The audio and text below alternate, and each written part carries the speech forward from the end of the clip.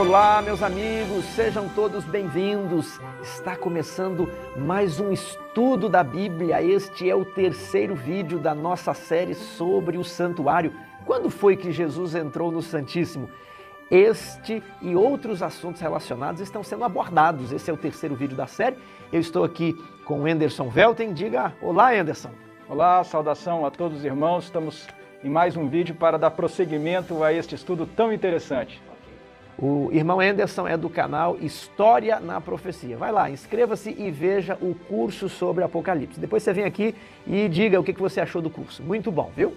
Mas então, no vídeo 1 desta série, nós fizemos uma contextualização do desenvolvimento da doutrina do santuário e nós também demonstramos como alguns ministros adventistas, pessoas em cargos importantes, eles abandonaram essa compreensão, passaram a criticar e se aproximaram de uma teologia mais evangélica. Então, nós no vídeo 2 passamos a examinar os argumentos que evangélicos fazem à compreensão adventista da doutrina do santuário, né? Nós temos ali 9 argumentos, no vídeo 2 vimos 4, hoje vamos dar prosseguimento. Vamos iniciar aqui no argumento número 5, um argumento muito bem trabalhado pelo Dr. Ford. Explicamos quem foi o Dr. Ford no vídeo 1, você assista a série, né? Não vamos tratar apenas de quando Jesus entrou no Santíssimo, mas para que você entenda com profundidade tudo que está relacionado, toda a evolução desse assunto, para que você possa se posicionar com firmeza, com segurança, com fé, tudo bem? Então, o Dr. Ford, ali em Hebreus 9, ele chama a atenção para os versos 6 e 7, onde existe a expressão primeiro tabernáculo, no verso 6, e no verso 7, segundo, né? Seria segundo tabernáculo. E ele fala que no santuário terrestre, o primeiro compartimento santo era chamado de primeiro tabernáculo, e o segundo compartimento, ele seria chamado de segundo tabernáculo. Nós normalmente utilizamos na igreja, na compreensão adventista, primeiro tabernáculo para se referir ao templo, ao santuário aqui na terra, tudo bem? E segundo tabernáculo, aquele que não foi feito por mãos humanas, aquele que está lá no céu. E ele falou, opa, tem alguma coisa aqui que não está de acordo com a compreensão adventista. Ele começou a discordar da seguinte maneira. O primeiro compartimento, que é chamado de santo, seria uma representação do santuário aqui na terra. Tudo bem? Preste atenção nisso. Primeiro tabernáculo equivaleria ao santo apenas, e seria uma representação do ministério aqui em cerimônias de touros e bodes aqui na terra. Mas o Santíssimo, ele seria um exemplo do santuário celestial. Tudo bem? Então é um pouco diferente do que nós estamos acostumados. O primeiro compartimento seria uma representação do santuário terrestre, e o segundo compartimento do santuário terrestre seria uma representação do santuário celestial. Então, o que acontece? Jesus, quando ele ascendeu ao céu, ele vai oficiar no Santíssimo, porque no céu existe apenas um único compartimento, porque o santuário celestial é representado pelo Santíssimo, né?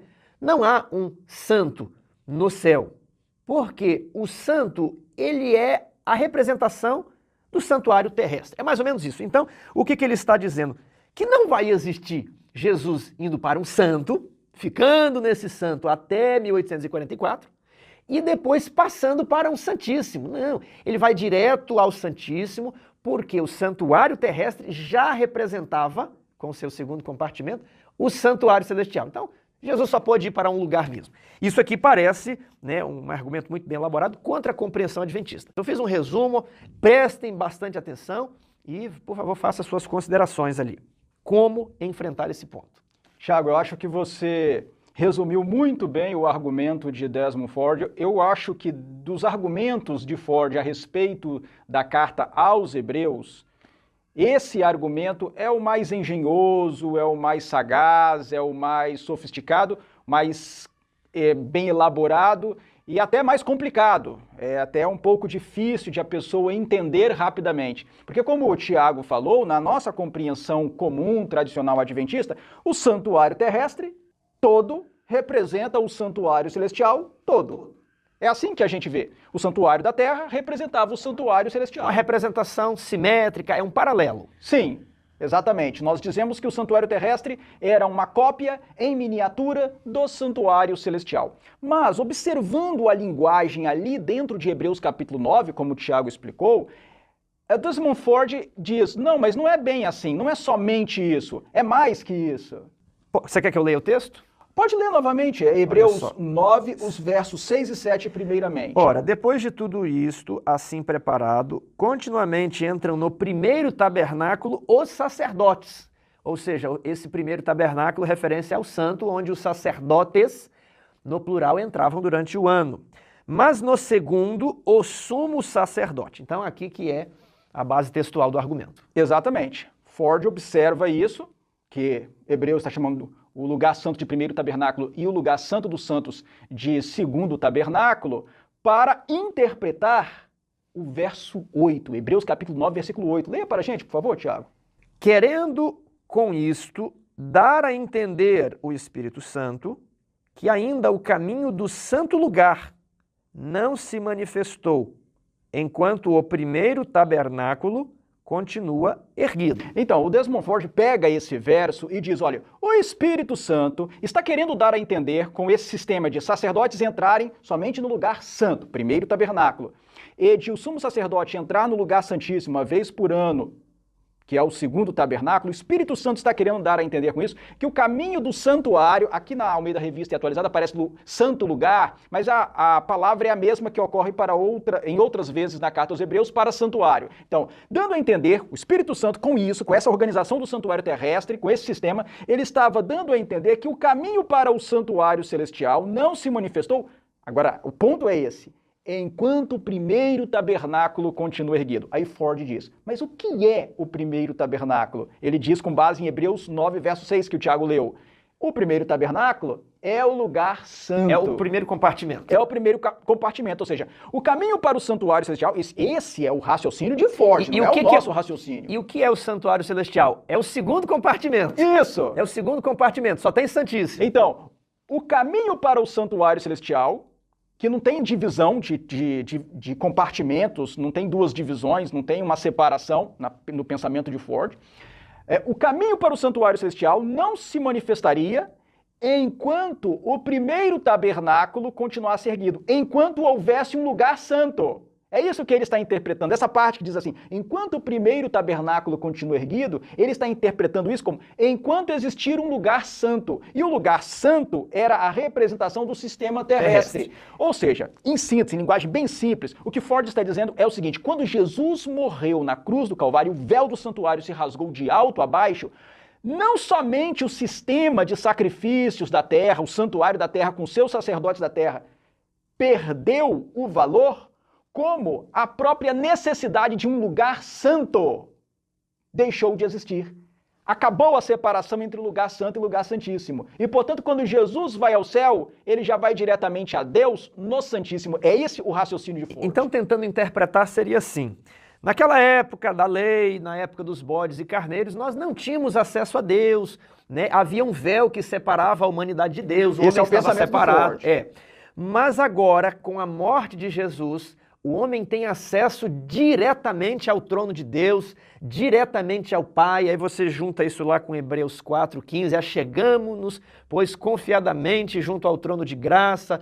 Então não existe mais o véu. Agora estamos numa nova dispensação, numa nova maneira de receber a graça e o perdão que antes estava encoberta. Mais ou menos isso. Pronto, aqui nós sintetizamos o argumento de Ford, porque nós gastamos um pouquinho mais de tempo, porque é um argumento mais complexo. Se a gente não entender o argumento, não vai entender. Não temos nem resposta, como né? responder ao argumento, por isso que dedicamos mais tempo para detalhar esse argumento. Bem, em primeiro lugar, vou repetir, esse é um argumento bem engenhoso, bem elaborado, sofisticado, e que pode talvez gerar uma atração sobre algumas mentes. Mas a questão é, será que esse argumento é realmente invencível? Ele é invencível? Ele é sólido o suficiente para nós chegarmos à conclusão de que não existe lugar santo no santuário celestial? Bem, parte dessa resposta nós ainda vamos apresentar mais para frente aqui nesta série de estudos no canal.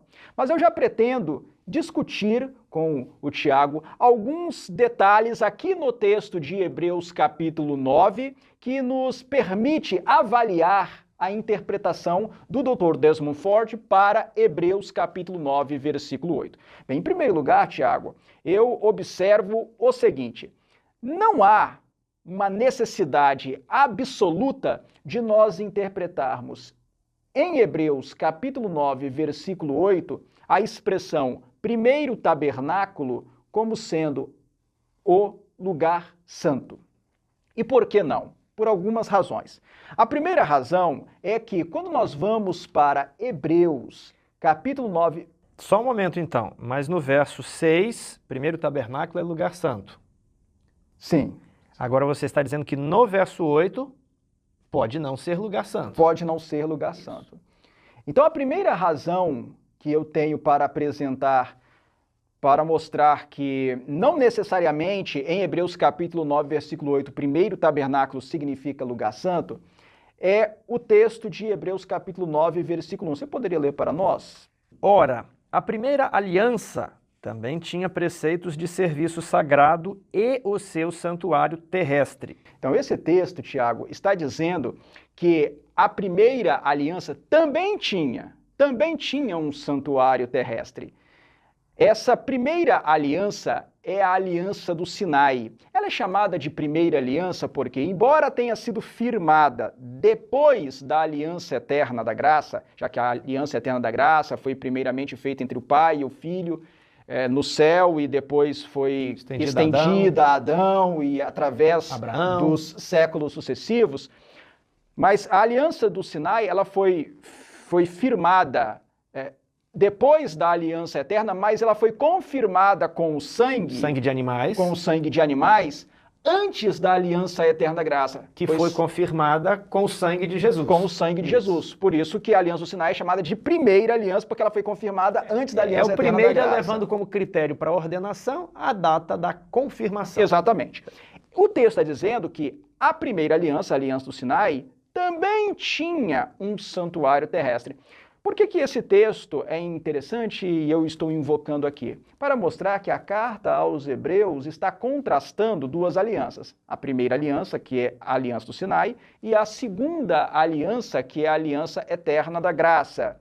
E está contrastando seus dois santuários. Ora, se a primeira aliança também tinha um santuário terrestre, o santuário terrestre da primeira aliança, logicamente, pode ser chamado de primeiro tabernáculo.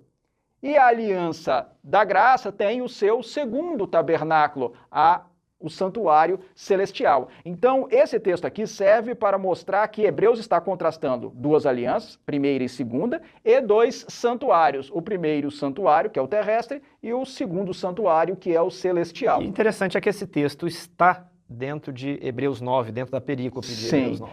Embora...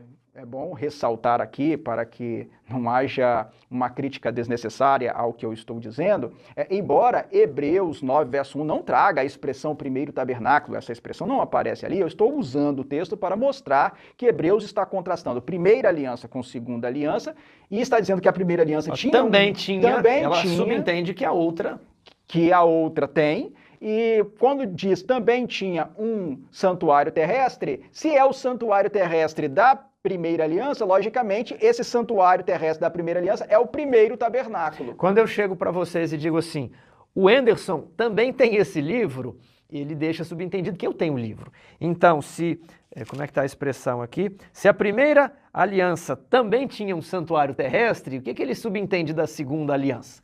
Que ela também tem o seu santuário. E então, continuando nesse raciocínio, o tabernáculo da primeira aliança, logicamente, é o primeiro tabernáculo, e o tabernáculo da segunda aliança é o segundo tabernáculo.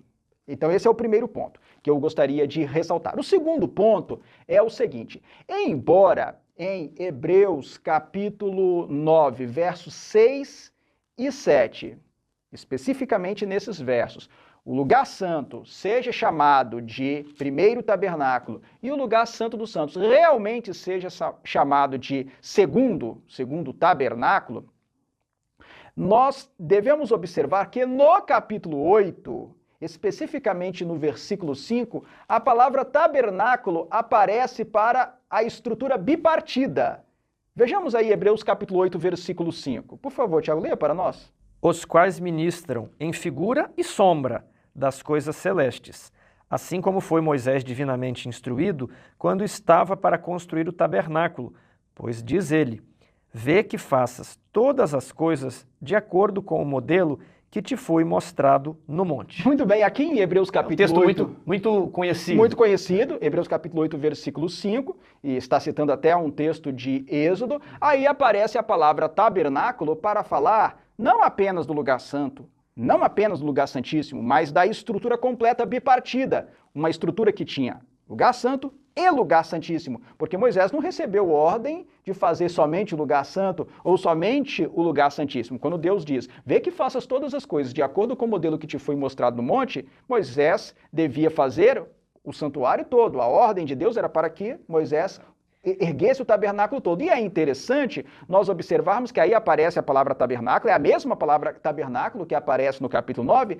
e ela aparece depois de a palavra tabernáculo ser referida no capítulo 8, nos versos 1 e 2. Leia aí para a gente os versos 1 e 2, são versos bem conhecidos também de todos. Ora, o essencial das coisas que temos dito é que possuímos tal sumo sacerdote que se assentou à destra do trono da majestade nos céus, como ministro do santuário e do verdadeiro tabernáculo que o Senhor erigiu, não o homem. Então, aqui nós estamos observando as palavras, o sentido das palavras. No verso 5, a palavra tabernáculo claramente, indubitavelmente se refere a uma estrutura bipartida, uma estrutura que tinha o lugar santo e o lugar santíssimo.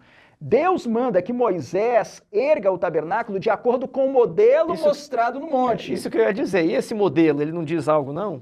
Se Moisés devia erguer o tabernáculo na terra de acordo com o modelo mostrado no monte, e o tabernáculo da terra, que era a cópia, tinha lugar santo e lugar santíssimo, e no verso 2 é dito que Jesus se tornou o sumo sacerdote, ministro do santuário do verdadeiro tabernáculo, aparece a mesma palavra tabernáculo aí, é de se esperar que o santuário celestial também tenha um lugar santo e um lugar santíssimo, porque Moisés recebeu ordem de fazer todas as coisas de acordo com o modelo que foi mostrado no monte. Então, nós estamos aqui prestando atenção no uso da palavra tabernáculo. Que lá em Hebreus 6 e 8 foi utilizada como sinônimo de compartimento. Sim. Mas não quer dizer que ela sempre vai ser utilizada nesse Exatamente. sentido. Prova aqui, né, Hebreus 9, 1, aliás, 9, 1 e 8, 1, 2 e 5. É exatamente isso.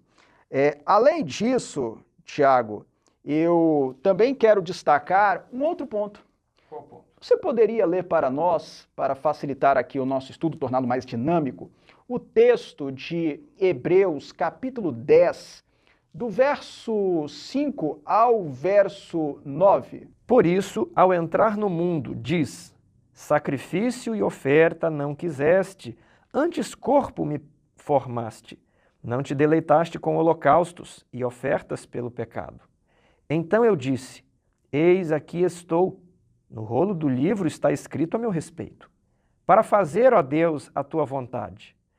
Depois de dizer, como acima, sacrifícios e ofertas não quisestes, nem holocaustos e oblações pelo pecado, nem com isto te deleitaste.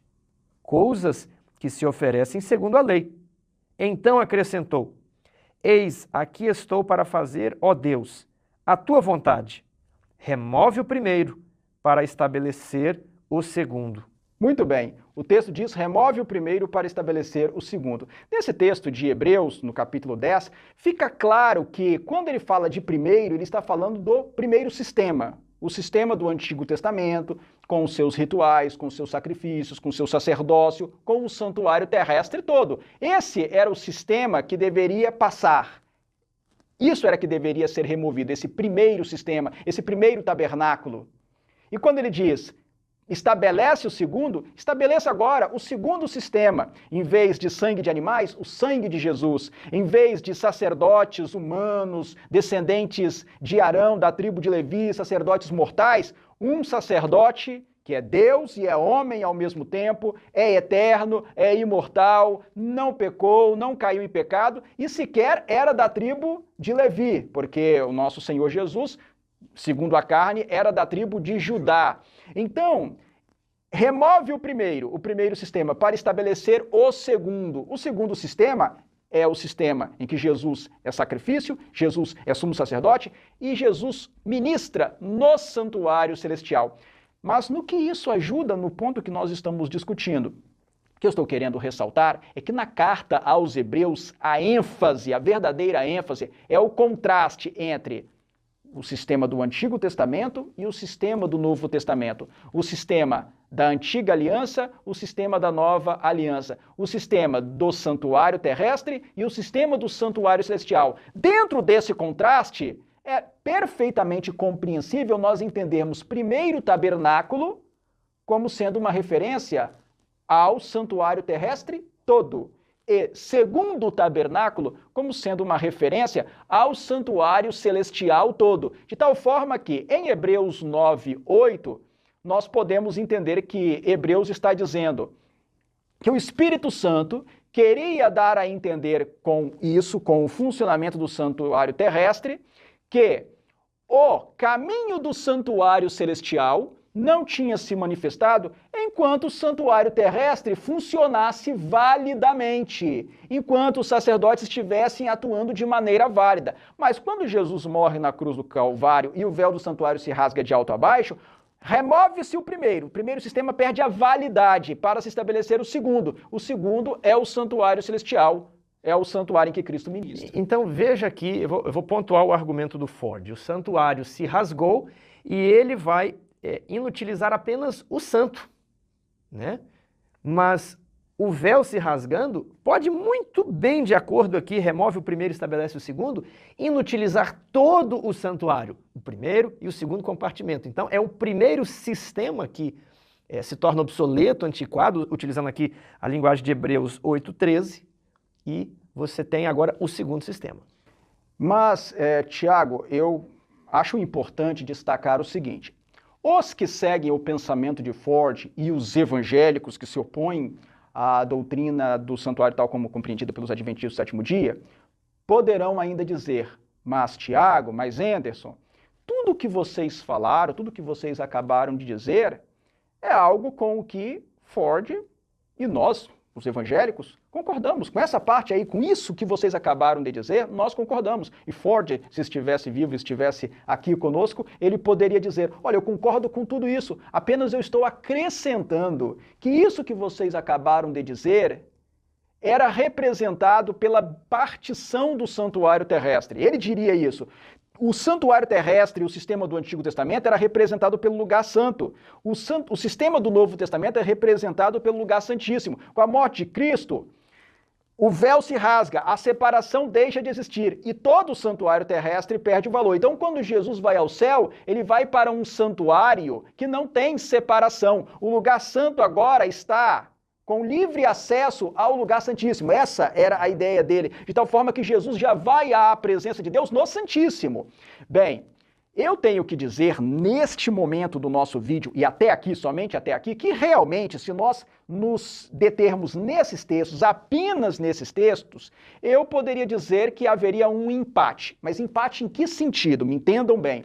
A verdade é sempre uma só, não podem existir duas verdades. Eu estou dizendo que apenas com esses textos existem duas possibilidades interpretativas. Existe uma possibilidade interpretativa de entender que Hebreus 9:8 está dizendo simplesmente que o caminho do santuário celestial não se manifestou enquanto o santuário da terra ainda estava funcionando validamente, que é a nossa proposta tradicional adventista, ou que aparece também no comentário bíblico adventista do sétimo dia, ou a proposta de Desmond Ford, que Hebreus 9:8 está querendo dizer que o caminho do santuário celestial sem separação não se manifestaria enquanto existisse um santuário terrestre com separação, em que o santuário terrestre era representado pelo lugar santo e o santuário celestial pelo lugar santíssimo. Então, existiriam aqui duas propostas possíveis, duas possibilidades interpretativas. E quem vai desempatar? Ford? Eu? Tiago? Não. As Escrituras têm que desempatar, no sentido de que as Escrituras devem eliminar esse impasse. E como que as Escrituras eliminam esse impasse? As Escrituras eliminam essa dificuldade, esse dilema, de uma maneira que nós vamos expor mais para frente aqui nesta série. Ainda não vamos trazer essa solução. Então você anote esses textos, né? Os textos vão aparecer aí nos slides, você anote, tome nota. Talvez você vai ter que ver o vídeo outra vez. Vê o vídeo, pare, leia o texto, reflita, tenta escrever, ver se você realmente está entendendo o argumento, para você fazer uma objeção apropriada. Então lembre-se que a Bíblia ela tem que ser estudada com todos os seus livros, porque o autor por trás dos autores humanos é o mesmo, é o Espírito Santo. Então é comparando todos os textos da Bíblia, né, que nós vamos chegar a um resultado. O que ele está dizendo é o seguinte: se eu tivesse só Hebreus aqui com esses dois textos, eu poderia falar que talvez esteja indefinido ainda. Não dá para bater o martelo de maneira absoluta, né, entre uma e outra. Todas duas são possíveis. Agora, eu preciso de um outro texto da Bíblia que vai me dar certeza de que uma dessas está correta e outra está errada. Continue vendo os vídeos, viu? Exatamente. Agora, vamos para o próximo ponto, argumento 6. Ponto 6 lida com Hebreus 9:12, diz assim: não por meio de sangue de bodes e de bezerros, mas pelo seu próprio sangue, entrou no Santo dos Santos, uma vez por todas, tendo obtido eterna redenção. E muitas vezes, esse aqui é um dos mais famosos. Você está na internet, as pessoas, você diz que Jesus só passou para o Santo dos Santos em 1844, e a pessoa já cita esse texto. E aí, como é que a gente trabalha esse argumento? Tiago, aqui nós temos uma questão que envolve tradução da Bíblia. Bem, alguns dos nossos irmãos adventistas eliminam a dificuldade recorrendo a outras traduções, como a Almeida Revista e Corrigida, como a Corrigida Fiel, a King James Version, que agora está traduzida para o português, que trazem traduções como Santo Lugar ou Santuário.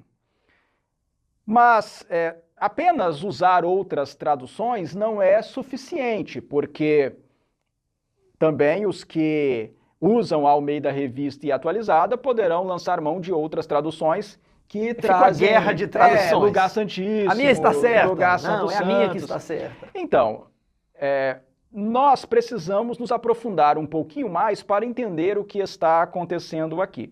E aí, Tiago, é necessário nós recorrermos ao texto grego das Escrituras. Eu sei que talvez alguns que acompanham o canal neste momento fiquem um pouco chateados, mas aí você vai recorrer ao grego, eu não sei grego, eu não sei ler o grego, mas é uma necessidade. O texto do Novo Testamento foi escrito em grego. É o texto inspirado, foi produzido em grego.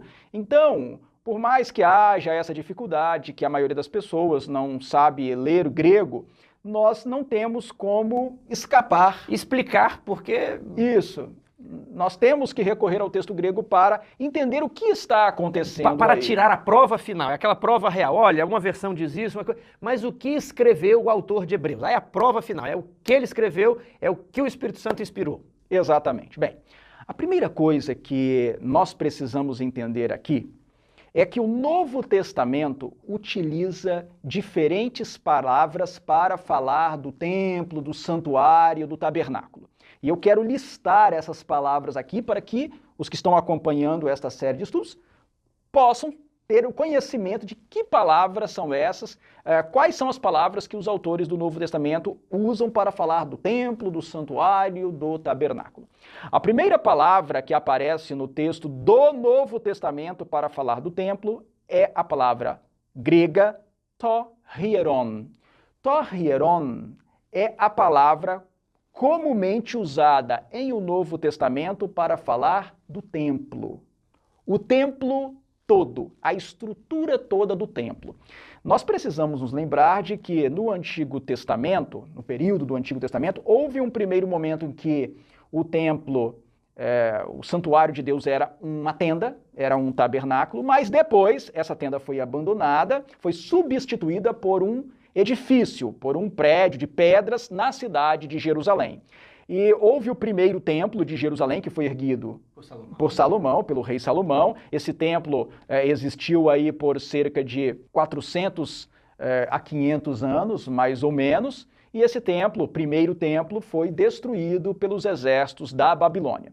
Depois que os judeus voltaram para Jerusalém, após os decretos dos reis persas, foi reerguido o templo de Jerusalém. Houve uma primeira fase em que esse templo foi um templo modesto, o templo de Zorobabel, mas depois esse templo... Herodes incrementou ali um pouco. Ele reformou todo o templo. Enorme obra. Ele ampliou, fez uma estrutura gigantesca. Esse templo reerguido desde Zorobabel e reformado com Herodes é chamado na historiografia de Segundo Templo.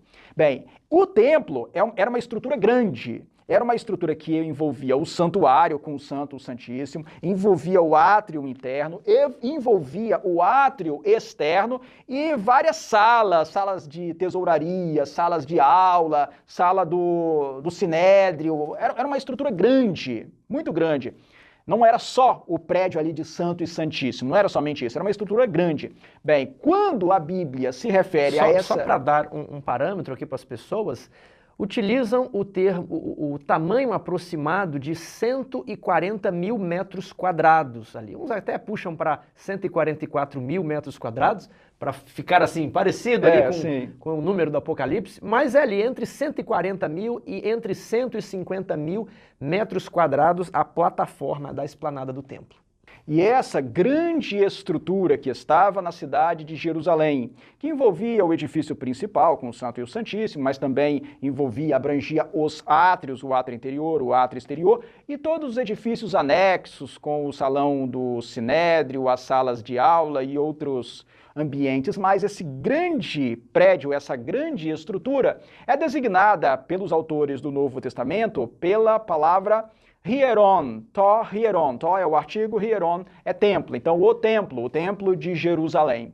Mas essa expressão, ou essa palavra, Hieron, ou Hieron, não é relevante para o estudo que nós estamos fazendo da carta aos Hebreus, porque é uma palavra que é usada em outras partes do Novo Testamento. Então não é uma palavra relevante para o nosso estudo aqui, eu só a apresentei para que os que estão acompanhando este estudo possam saber que a palavra Hieron, ou Hieron, é uma palavra que é usada pelos autores do Novo Testamento para se referir ao Templo de Jerusalém. Uma outra palavra que ocorre no Novo Testamento, nesse contexto aí de templo, santuário, tabernáculo, é a palavra naos, Naos. Naos é uma expressão que aparece muito em Apocalipse. A palavra naos aparece muito em Apocalipse, mas aparece também em outras partes do Novo Testamento e geralmente designa o prédio principal, ou seja, o santuário propriamente dito. Pátio interno, pátio externo, pátio dos gentios não estão compreendidos neste termo grego. Geralmente não. Geralmente, Naos se refere àquela estrutura principal ali, o santuário propriamente dito, contendo o Santo e o Santíssimo. É uma palavra importante lá em Apocalipse, mas não é importante também em nosso estudo da carta aos Hebreus. Outra palavra que aparece em o Novo Testamento e que é relevante é a palavra re-esquené. Re-esquené, no caso a palavra é esquené, re é o artigo. Re-esquené quer dizer o tabernáculo. A tenda, o tabernáculo, a tenda. E é uma expressão que aparece na carta aos Hebreus, aparece em outras partes do Novo Testamento, aparece também em Apocalipse, e designa o tabernáculo, aquela tenda do deserto, que também ainda foi usada lá em Canaã, ficou em Siló durante um bom tempo, e que era uma estrutura bipartida com lugar santo e lugar santíssimo.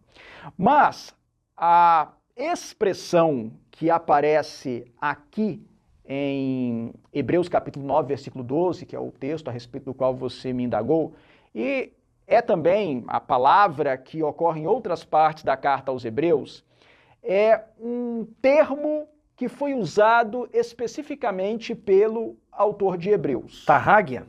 Tarrágia.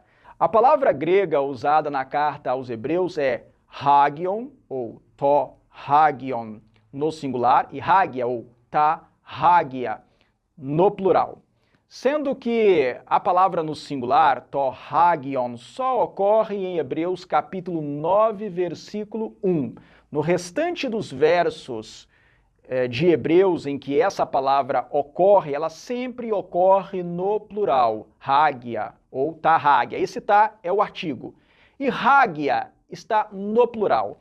Então, se nós formos traduzir literalmente essas palavras, to-hagion significa o santo e tarrágia, Os santos. os santos. Essa seria a tradução literal. Aí alguém vai dizer, mas não é santuário, não é santo dos santos, santíssimo? A palavra em si se traduz da maneira como eu acabei de dizer. To-hagion, o santo. Tarrágia, os santos. E repito, na carta aos Hebreus, de um modo geral, se usa a expressão no plural, tarrágia. Alguns dos nossos bons autores adventistas insistiram e têm insistido em que essa palavra já é uma prova definitiva de que o santuário celestial tem dois ambientes. Porque se ela está no plural é mais de um. Se é tarrágia, os santos, então o sentido aí é de os lugares santos. A palavra lugares estaria subentendida. Os santos, os lugares santos, indicando aí um santuário com duas divisões, um lugar santo e um lugar santíssimo. Embora seja muito interessante argumentar assim, esse argumento não é suficientemente sólido. Esse argumento favorece a nossa visão tradicional adventista do sétimo dia, mas ele não é suficientemente sólido. E por que não é suficientemente sólido?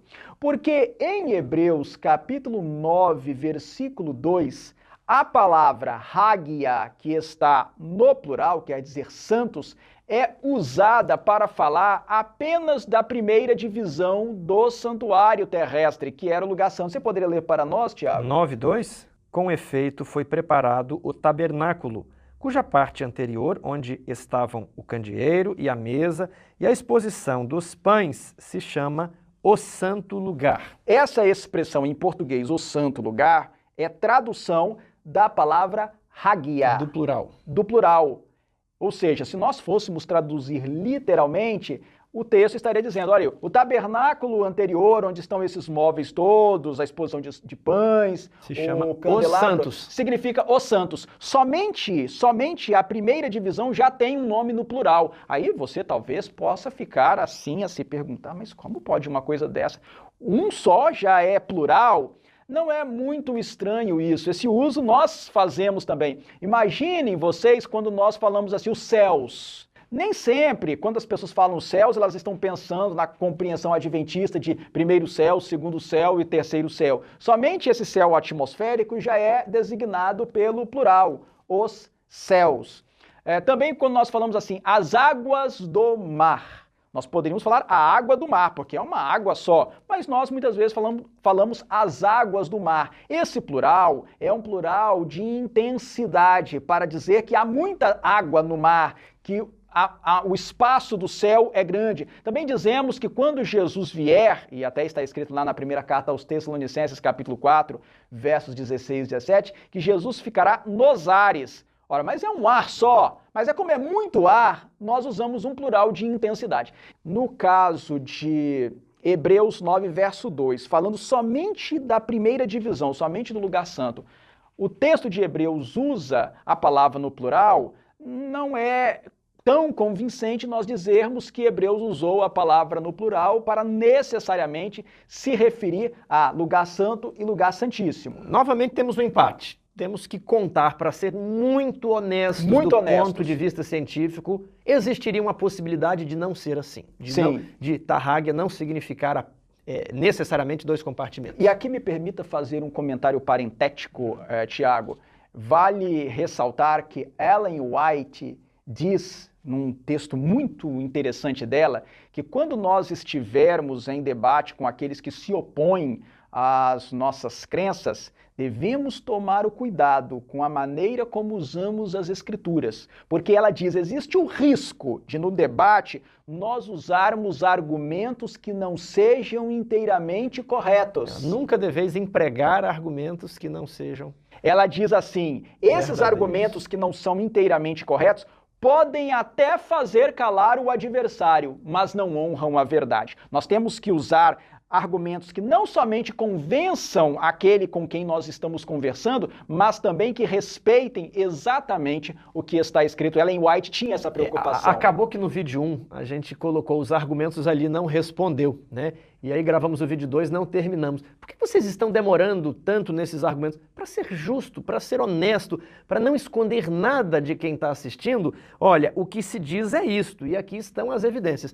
Muitas vezes, né, quando estamos no círculo da família, né, sempre temos essa tendência de defender os membros da família a qualquer custo. Na denominação, né, existe aquele costume de, eu vou menosprezar o que vem de outras fontes e vou ficar aqui com a minha igreja porque é a igreja que eu estou.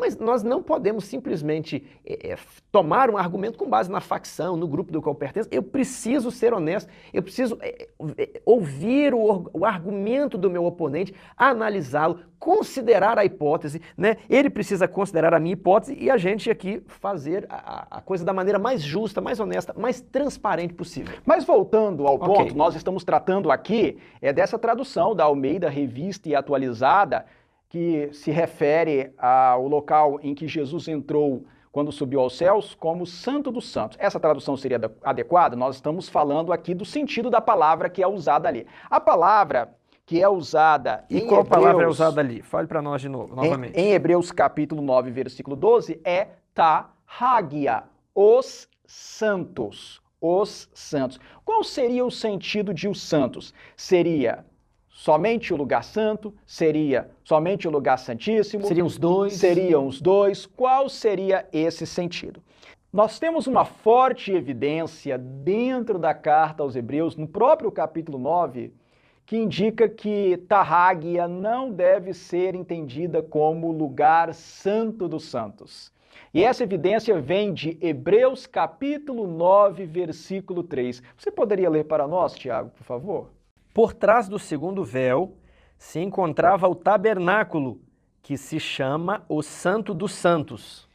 Esse lugar descrito aí, ou referido aí em Hebreus capítulo 9, versículo 3, é realmente o Santo dos Santos, porque logo depois, nos versos 4 e 5, se diz que ali ficava a Arca da Aliança e que esse ambiente ficava por trás ou atrás do segundo véu. E o texto diz que esse ambiente se chamava o Santo dos Santos. No grego... Como que está no grego? Essa expressão Santo dos Santos, aí especificamente em Hebreus capítulo 9, versículo 3, não está como ta-hagia, está como hagia hagion, hagia hagion, ou seja, para falar... Quando o autor de Hebreus quis se referir ao Santo dos Santos... Quando ele quis claramente, indubitavelmente falar de Santo dos Santos, ele usou uma expressão diferente. Ele usou a própria palavra hagia, mas numa expressão, num termo composto, numa expressão hagia hagion. Hagia, santos. Hagion é santos, porém no caso genitivo, que a gente traduz como de... É de propriedade. De alguma coisa. Então, se nós formos traduzir literalmente hagia, hagion, nós vamos traduzir como santos dos santos, os santos dos santos, ou seja, o lugar mais santo de todos, os santos dos santos, que nós costumamos traduzir em português como Santo dos Santos. Então, concluindo aqui em Hebreus 9:12, essa tradução entrou no Santo dos Santos, não é unânime, não é absoluta, e temos razões. Temos uma razão muito fortíssima, forte, porque nós temos uma evidência objetiva do próprio autor da carta aos Hebreus. Na mesma perícope. Exatamente. Porque no verso 3, quando ele quis claramente falar do Santíssimo, ele usou hagia, hagion. No verso 12, ele usa ta-hagia. Como é que um tradutor pega hagia, hagion e traduz como Santo dos Santos, e pega hagia e também traduz como Santo dos Santos? Ele está traduzindo... A teologia está influenciando o tradutor. Sim, exatamente. quando algumas Bíblias trazem em Hebreus 9, verso 12, a tradução Santo dos Santos, não é porque o grego esteja dizendo Santo dos Santos, é porque o tradutor entende que Jesus foi ao Santo dos Santos. Ele tem que fazer Jesus entrar no Santíssimo. E aí ele prefere verter Hagia ou Tarrágia como Santo dos Santos. Mas isso não tem amparo no texto grego. Mas qual seria a melhor tradução? Em Hebreus, a expressão Tarrágia, ou no genitivo plural Tom Hagion, significa apenas santuário. É o santuário, genericamente falando, sem especificar lugar santo, sem especificar lugar santíssimo, é o santuário de maneira genérica, envolvendo tudo o que havia dentro dele. Então nós podemos dizer que Jesus entrou no santuário celestial, não necessariamente no lugar santíssimo, mas no santuário celestial. E ainda sobre isso, Tiago, eu gostaria de comentar algo mais. É porque alguns teólogos não adventistas que se opõem à doutrina adventista, à interpretação adventista, dirão, mas o que você falou aí não convence muito, porque em Hebreus capítulo 9, versículo 25, ocorre a expressão Tarrágia para uma situação que claramente se refere à entrada no Santíssimo. Você poderia ler para nós? 9:25. Nem ainda para se oferecer a si mesmo, muitas vezes, como sumo sacerdote, cada ano entra no Santo dos Santos, com sangue alheio. Aí em Hebreus capítulo 9, versículo 25, aparece também a mesma expressão, Tarrágia. Não Hagia, Hagion, lá do verso 3. Aparece apenas Tarrágia. Todavia, o verso 25 faz referência à entrada do sumo sacerdote todos os anos. Bem, fala de todos os anos. Nós sabemos que todos os anos o sumo sacerdote... Sumo, ele tem um ofício especial. E fala, mas o principal aí é que se diz todos os anos. Bem, nós sabemos que o que o sumo sacerdote fazia de diferente todos os anos era entrar realmente no lugar santíssimo, o lugar mais interno do santuário para purificar o santuário. E aí alguns teólogos oposicionistas, críticos à doutrina adventista, dirão, olha, o verso 25 prova que Tarrágia também pode ser traduzida como lugar santíssimo. Mas o argumento não convence. E não convence por quê? Porque para que o sumo sacerdote entrasse no lugar santíssimo, ele tinha que entrar no santuário. Isso não exige que eu traduza Tarrágia como lugar santíssimo. O sumo sacerdote não tinha como entrar no santíssimo sem passar pelo santo. E não somente isso. Se vocês lerem Levítico capítulo 16, vocês verão que a purificação do santuário... Não era só do santíssimo. Não, envolvia atividades do sumo sacerdote no santo e no santíssimo. Ele tinha que purificar o santuário todo. Então, Tarrágia aí significa santuário todo, com o santo e com o santíssimo. Também vai significar santuário aqui em 9:25. O santuário completo. Como também deve significar santuário em 9:12. Em Hebreus, Tarrágia, ou Tom Hagion, que é o plural genitivo, sempre vai significar o santuário todo. Não somente o Santíssimo, mas o santuário todo, abrangendo tudo o que havia dentro dele. E assim fica perfeitamente fácil de entender, sem violação ao texto, sem um malabarismo aqui. Ele entrou no santo e também entrou no santo dos santos todos os anos. Nesse sentido, Tiago, a tradução da Almeida Revista e Corrigida certamente é melhor, porque prefere traduzir ali como santuário. Vencido esta objeção número 6, vamos para a número 7. Hebreus 10:20 e o acesso além do véu. Já falamos algo, né, no argumento de número 4, trabalhava Hebreus 6:19 e 20, além do véu. E agora, novamente, a problemática do véu, Hebreus 10:20. Eu vou aproveitar e vou ler aqui. Pelo novo e vivo caminho que ele nos consagrou pelo véu, isto é, pela sua carne. Para vocês notarem a diferença lá do 6:19, diz o seguinte: o qual temos por âncora da alma, segura e firme, e que penetra além do véu. A nossa esperança penetra além do véu, aonde Jesus, como precursor, entrou. Agora, Hebreus 10:20 diz que pelo novo e vivo caminho que ele nos consagrou pelo véu, ou seja, a sua carne, isto é, a sua carne. E aí, o que vamos alegar isso aqui? Será que não seria uma outra indicação? Indicação de o véu é a sua carne? Como é que é isso? Explica, vamos esmiuçar isso daqui. Vamos sim, Tiago.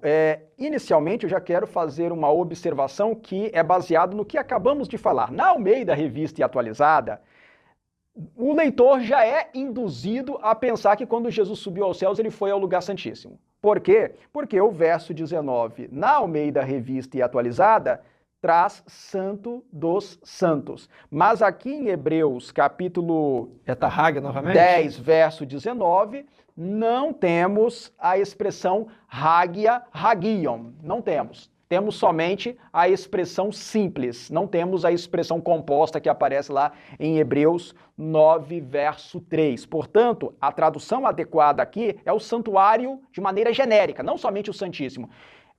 Tendo, pois, irmãos, intrepidez para entrar no santuário, não somente no Santo dos Santos, no santuário, pelo sangue de Jesus, pelo novo e vivo caminho que ele nos consagrou pelo véu, isto é, pela sua carne, como você acabou de ler. O argumento que teólogos evangélicos que se opõem à compreensão adventista suscitam com esse texto é que o texto está dizendo que com a carne de Jesus pendendo lá na cruz, o véu do santuário se rasgou de alto a baixo, indicando que a separação entre santo e santíssimo deixava de existir e que por isso o santuário celestial não pode ter separação de santo e santíssimo. De modo que quando Jesus foi à presença de Deus, ele já foi ao santíssimo, porque santo e santíssimo hoje são uma só e a mesma coisa lá no santuário celestial. É o que eles argumentam, é o que eles propõem. Mas não há necessidade de nós interpretarmos Hebreus capítulo 10, versos 19 e 20, no sentido de que não haja mais a separação entre santo e santíssimo lá no céu e que Jesus, quando subiu ao céu, já foi diretamente ao lugar santíssimo. Nós podemos entender aqui Hebreus 10, versos 19 e 20, a semelhança do que consideramos a respeito de Hebreus 6, versos 19 e 20. Nós podemos entender que quando o texto diz que nós podemos entrar no santuário pelo sangue de Jesus, pelo novo e vivo caminho que ele nos consagrou pelo véu, isto é, pela sua carne, o caminho que ele nos consagra pelo véu, pela sua carne, não é o caminho que torna inexistente santo e santíssimo no céu. É o caminho que faz o sistema da terra perder o valor, o sistema terrestre de sacrifícios, com os animais, com o sacerdócio terrestre, aquele santuário terrestre perder o valor, e então entrar em funcionamento, entrar em operação o santuário celestial, em que Jesus vai ministrar por nós. Aqui na terra, as pessoas tinham que se aproximar de Deus de maneira limitada, elas não podiam entrar no santuário. As pessoas não podiam entrar no santuário. É interessante isso, porque nós estamos tão acostumados hoje em dia, né, com o culto em que nós entramos na igreja, mas a igreja, ela é um desenvolvimento da sinagoga judaica. No templo mesmo de Jerusalém, e antes disso... Só os sacerdotes. Antes disso, no tabernáculo, só os sacerdotes entravam no santuário. As pessoas ficavam onde? No pátio. No pátio, os adoradores ficavam no pátio. E os gentios ainda em um pátio separado. Depois do muro de separação, lá no átrio exterior. Então, era um acesso limitado a Deus que o santuário do Antigo Testamento proporcionava. As pessoas ficavam no pátio.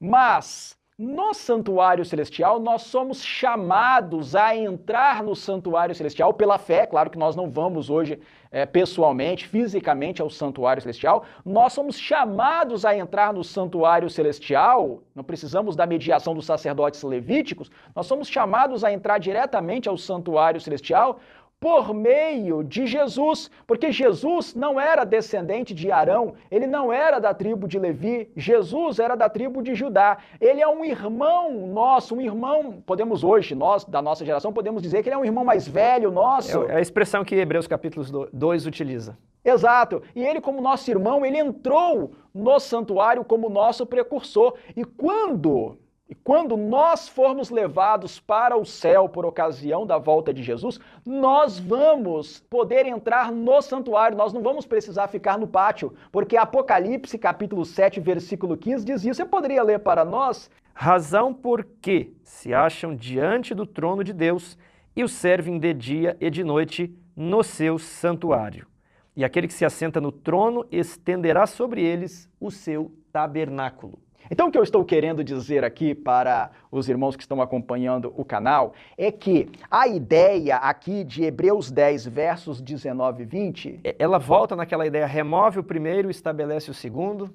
Volta a essa ideia e ela amplifica essa ideia no sentido de que no santuário terrestre os adoradores ficavam somente no pátio, quem entrava no santuário eram os sacerdotes, quem entrava no Santíssimo era apenas o sumo sacerdote, mas nós não.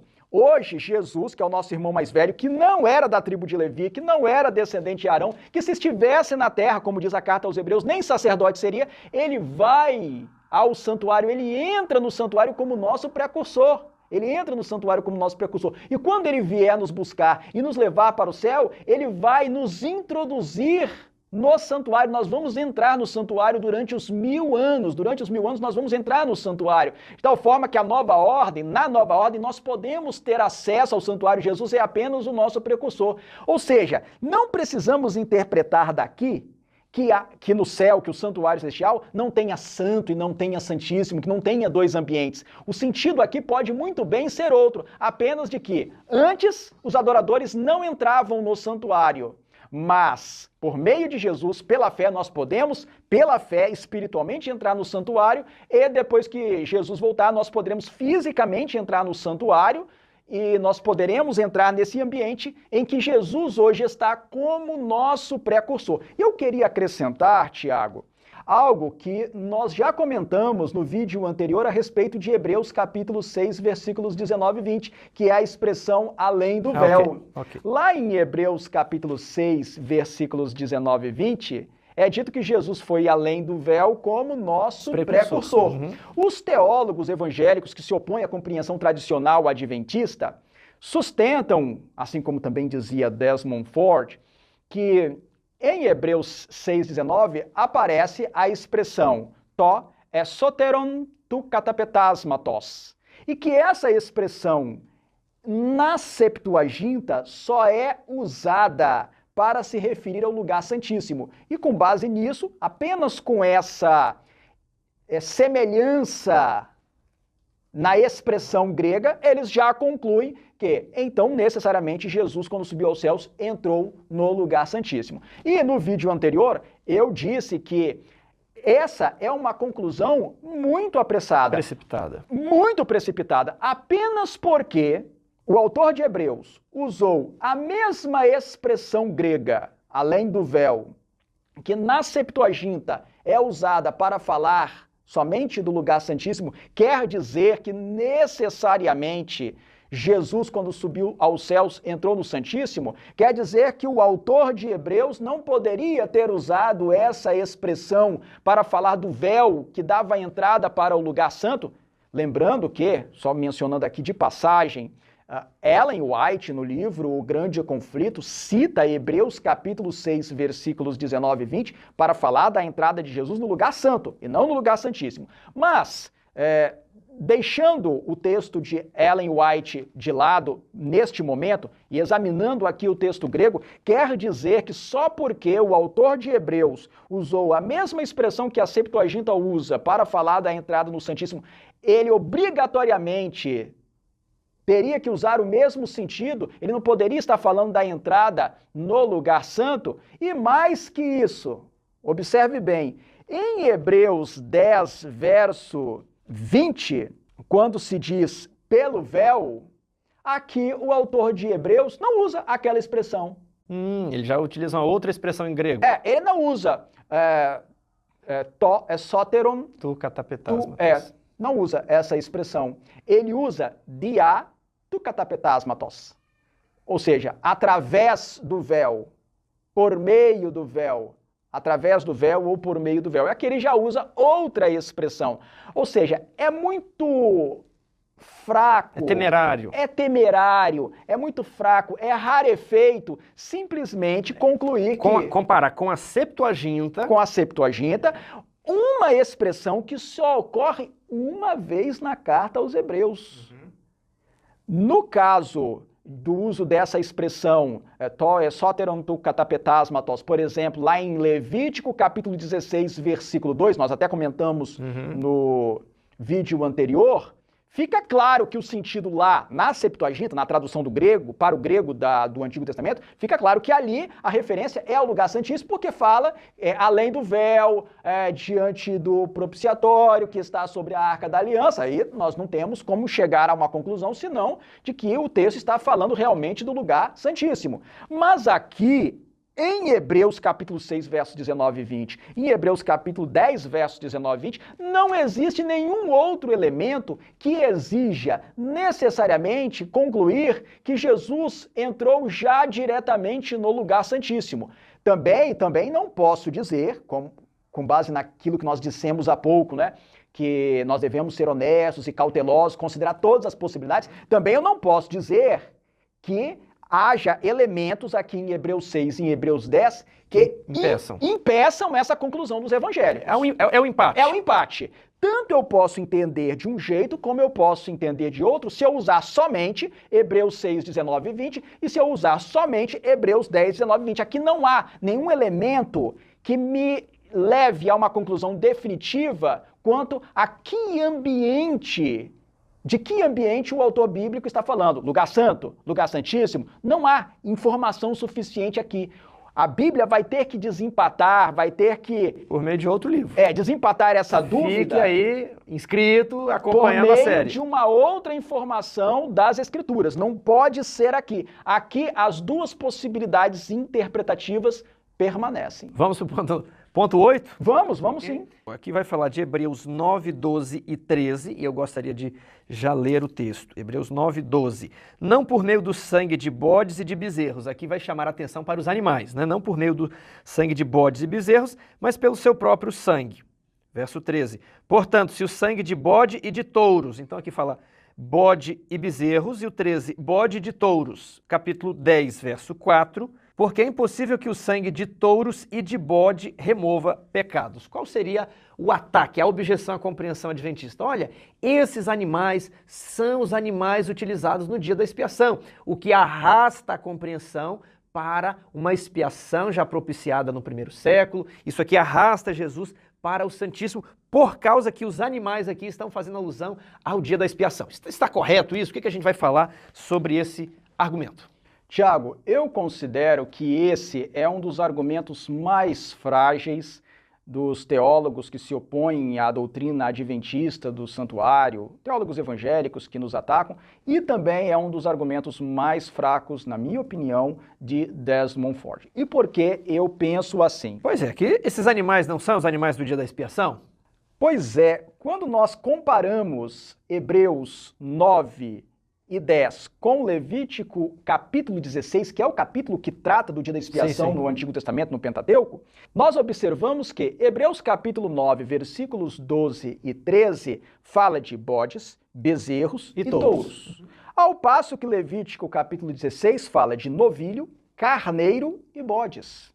Ou seja, não é uma identificação perfeita e objetiva. Não há essa coincidência de animais, nem na tradução em português, nem no texto da Septuaginta. As palavras gregas usadas para os animais em Hebreus e para os animais usados no dia da expiação, as palavras que são usadas lá em Levítico capítulo 16, são palavras que não são idênticas, não são todas as mesmas palavras. Ele está fazendo uma referência genérica a serviços cerimoniais, a ofertas, o gênero ofertas de animais. Quer dizer, ele está usando a espécie para se referir ao gênero ofertas de animais. Além disso, Tiago, eu gostaria de ressaltar o texto de Hebreus capítulo 9, versículo 12. Você poderia ler esse verso para nós? Não por meio do sangue de bodes e de bezerros, mas pelo seu próprio sangue entrou no Tarrágia, entrou no Santo dos Santos, uma vez por todas, tendo obtido eterna redenção. E agora leia para nós o versículo 19, por favor.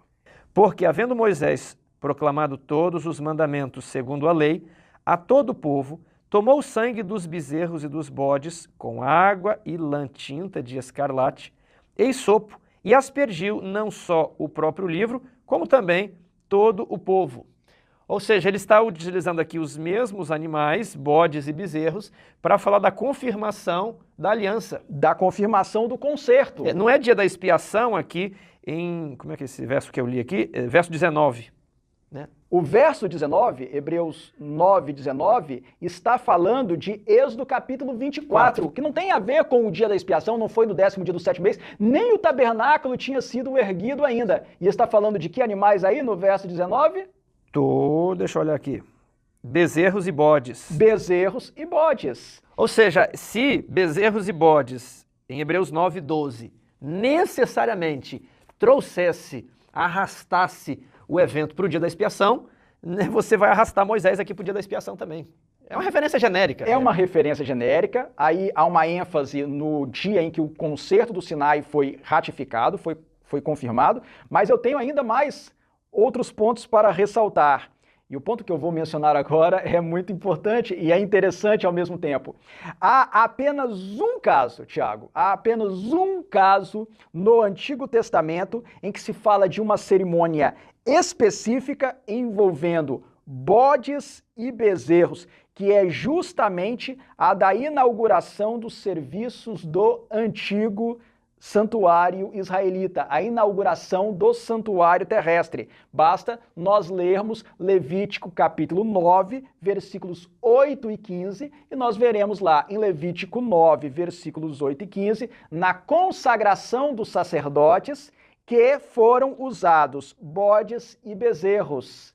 Então, se Hebreus está querendo ressaltar alguma cerimônia, não é necessariamente o dia da expiação, e sim a cerimônia de consagração dos sacerdotes. Se é que está querendo ressaltar algum. Porque, na verdade, a carta aos Hebreus, quando fala de sacrifícios de animais e menciona esses bodes, bezerros e touros, está abrangendo todos os sacrifícios que eram realizados no Antigo Testamento, inclusive os do dia da expiação. Por quê? Porque os sacrifícios que eram realizados no dia da expiação já se cumpriram.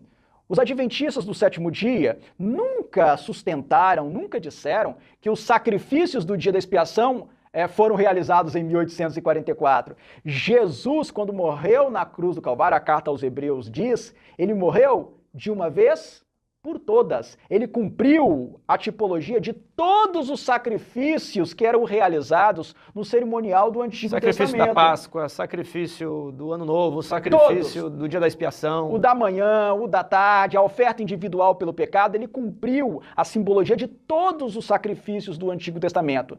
Mas isso diz respeito aos sacrifícios. Agora, o que nós sustentamos é que a parte do cerimonial em que, uma vez por ano, o sumo sacerdote entrava no Santo dos Santos para purificar o santuário, essa parte começou a se cumprir em 1844. E para concluir esse ponto, Tiago, eu quero observar um outro detalhe ainda. Leia para nós, por favor, Hebreus capítulo 9, versículo 13. Portanto, se o sangue de bode e de touros e a cinza de uma novilha aspergidas sobre os contaminados os santifica, quanto à purificação da carne. Qual que é o detalhe deste texto? Esse texto, Tiago, menciona a cerimônia da novilha, Sim. que nada tem a ver com o dia da expiação. A novilha vermelha. Exatamente, o que revela e demonstra que o autor de Hebreus não estava tratando dos sacrifícios do dia da expiação apenas, ou da cerimônia do dia da expiação apenas. Ele falou de sacrifício do dia da expiação, falou de sacrifícios da confirmação do concerto, falou da consagração dos sacerdotes, falou da cerimônia da novilha vermelha. Ele estava falando de todos os sacrifícios do Antigo Testamento para enaltecer o sacrifício todo suficiente de Jesus. Jesus morreu de uma vez por todas. De uma vez por todas para cumprir o que era representado por todos os sacrifícios do Antigo Testamento. Portanto, esse argumento de que Hebreus está falando dos sacrifícios do dia da expiação, portanto, Hebreus está com o seu foco no dia da expiação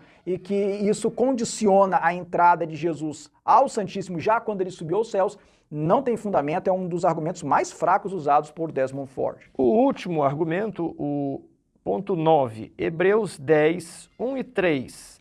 refere-se a sacrifícios que se renovam anualmente. Então nós temos as festas anuais, né? O dia da expiação era uma festa anual.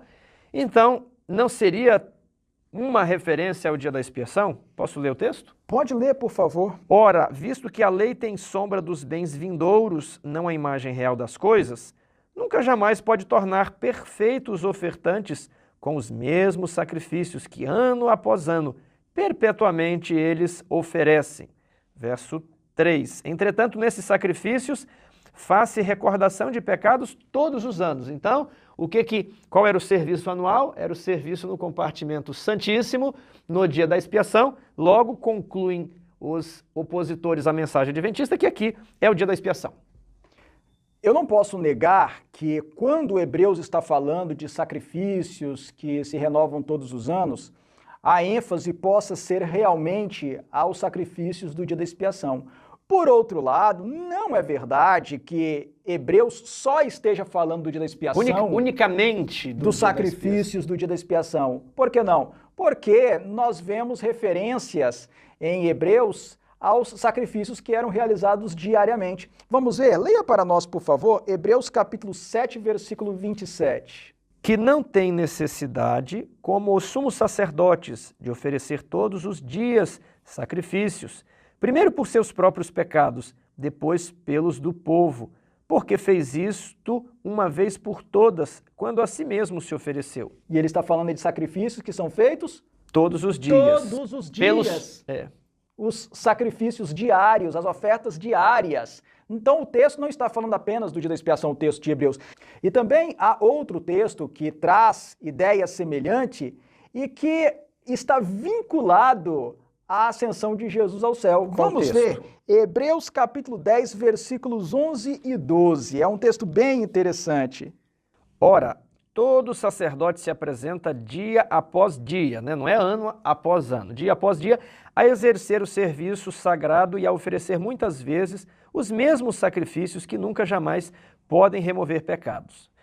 Parece que ele está se referindo à inferioridade do serviço cerimonial, né, do primeiro tabernáculo, que nunca pode, essa expressão se repete lá no 7, nunca podem tornar perfeitos os ofertantes. Então remove, né, o primeiro sistema e estabelece o segundo. Jesus, porém, tendo oferecido para sempre um único sacrifício pelos pecados, assentou-se à destra de Deus. A força aqui do detalhe é o sacrifício de Jesus com os sacrifícios diários. Exatamente. Aqui em Hebreus capítulo 10, versículos 11 e 12, o autor de Hebreus não está contrastando apenas o sacrifício de Jesus com os sacrifícios do dia da expiação.